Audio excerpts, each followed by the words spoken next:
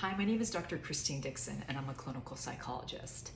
I live and work in San Francisco, but provide psychological services throughout California and coaching services worldwide.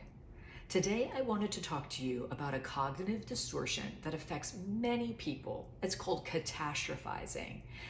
Now, catastrophizing is when you have a worried thought, and that worried thought becomes more and more scary.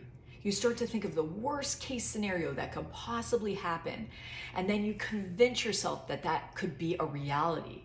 Then you start to worry about that worst case scenario to the point that you could feel sick or anxious. Now, today I wanted to talk about how to get yourself out of that thought loop. So the first thing you need to do is say to yourself, I cannot cope with something that is not happening right now. We're not going to challenge that thought, and we're not going to say that thought isn't legitimate. We're just going to say, there is no way I can cope with a future that isn't existing right now. I have zero coping skills for something that is not happening in this moment at this time. You can only cope with something that is actually happening. So when your mind is doing that, you need to fight back by starting that thought process. The next thing is you can challenge the content of that thought by saying, what is the statistical probability that this scary thing that I'm thinking can happen?